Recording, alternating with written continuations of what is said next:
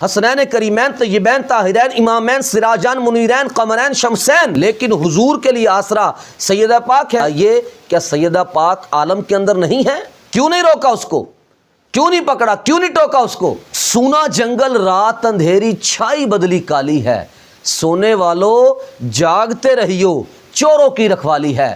اویس ربانی رمضان transmission کرتا ہے رمضان کے اندر عرفان رمضان کے نام سے، اور اس کے اوپر ہم 2 ویڈیوز بنا چکے ہیں۔ ایک ویڈیو کے اندر ہم نے کہا تھا کہ یہ رمضان ٹرانسمیشن نہیں بلکہ مکمل رافضی ٹرانسمیشن ہے، اور دوسری ویڈیو کے اندر ہم نے کہا تھا کہ یہ ٹرانسمیشن مکمل خطرہ ایمان ہے، ایمان کے لیے زہر قاتل کی حیثیت رکھتی ہے، اور اس کا اظہار یہ وقتاً فوقتاً اپنی اس ٹرانسمیشن کے اندر کر رہے ہیں۔ آئیے ایک ویڈیو دیکھیے، اس کے بعد انشاءاللہ اس کے اوپر تبصرہ کرتے ہیں۔ نبی آسرا کل جہان دا، نبی آسرا کل جہان دا، نبی دا آسرا ماں حسین دی۔ جی جناب، شعر آپ سماعت کر چکے ہیں کہ نبی آسرا کل جہان دا تے نبی دا آسرائے ماں حسین دی۔ اب اپنی طرف سے یہ سیدہ پاک کی شان بیان کر رہے ہیں، لیکن سیدہ پاک کی شان بیان کرنے کے اندر یہ حضور علیہ السلام کی واضح طور پہ گستاخی اور بے ادبی کر رہے ہیں، کیونکہ قرآن پاک کے اندر اللہ تبارک و تعالیٰ فرما رہا ہے وَمَا أَرْسَلْنَاكَ إِلَّا رَحْمَةً لِّلْعَالَمِينَ۔ حضور صلی اللہ تعالیٰ علیہ وسلم کے بارے میں اللہ تعالیٰ فرما رہا ہے تمام جہانوں کے لیے رحمت بنا کے بھیجا، تمام عالمین کے لیے رحمت بنا کے بھیجا، اور عالم ما سوی اللہ کو کہتے ہیں، اللہ کے سوا ہر چیز عالم کے اندر داخل ہے۔ اب یہ جو سیدہ پاک کو حضور کے لیے آسرا بول رہا ہے، بتائیے کیا سیدہ پاک عالم کے اندر نہیں ہے؟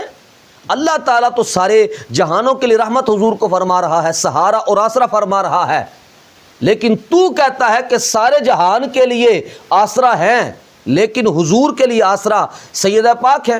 حسنین کریمین طیبین طاہرین امامین سراجان منیرین قمرین شمسین، امام حسن مجتبیٰ امام حسین پاک رضی اللہ تعالیٰ عنہ آپ کی والدہ حضور کا آسرا ہیں۔ او بھائی کیا بات کرتے ہو تم؟ یہ شعر اہل سنت کی فکر اور اہل سنت کے نظریے کے بالکل خلاف ہے۔ اہل سنت کی فکر تو یہ نہیں ہے، اہل سنت کا یہ نظریہ تو نہیں ہے۔ یہ کام تو وافظ کرتے ہیں کہ جب وہ اہل بیت کی شان بیان کرنے کے اوپر آتے ہیں تو بالکل فرق مراتب کو بھول جاتے ہیں۔ اب یہ بظاہر تو سیدہ پاک کی شان بیان کر رہا ہے، لیکن اس کے اندر یہ قرآن پاک کی تحریف معنوی کر رہا ہے، تکذیب معنوی اس نے کر دی ہے۔ وہ کس طرح؟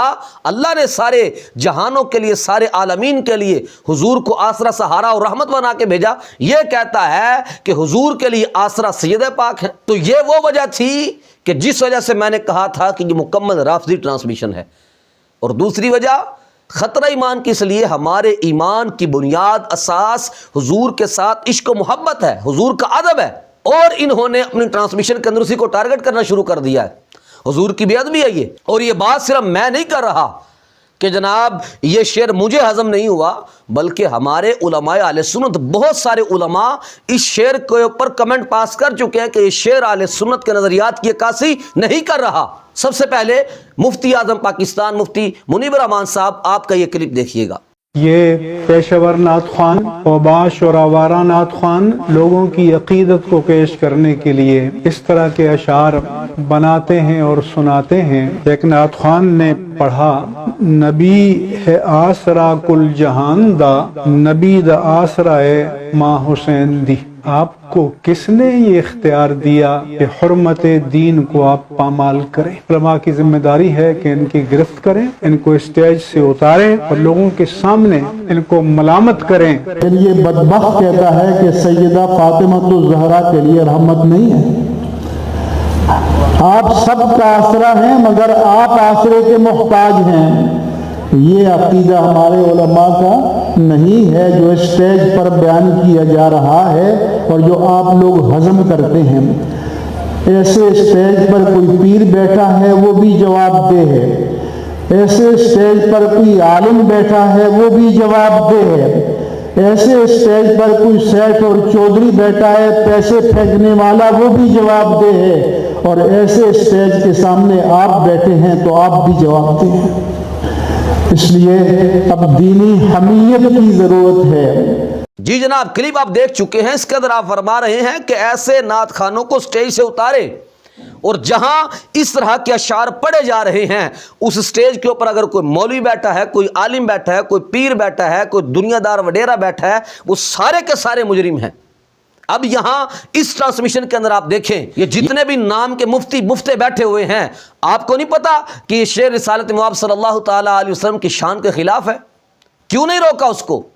کیوں نہیں پکڑا؟ کیوں نہیں ٹوکا اس کو کہ بھائی یہ شعر غلط ہے، یہ شعر نہیں پڑھ سکتے تم؟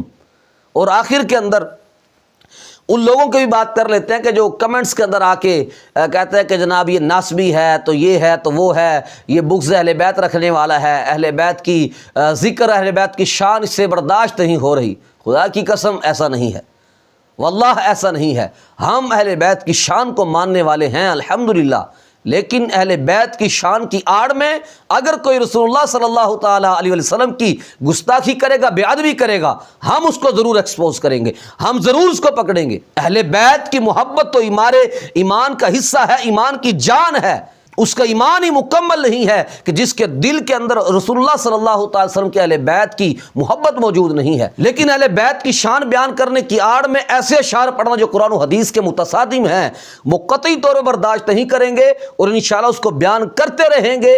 آپ پھر اس کے اوپر بھلے گالی دیں یا ناسبی کہیں، جو بھی کہیں، ہم انشاءاللہ اس کو ایکسپوز کرتے رہیں گے.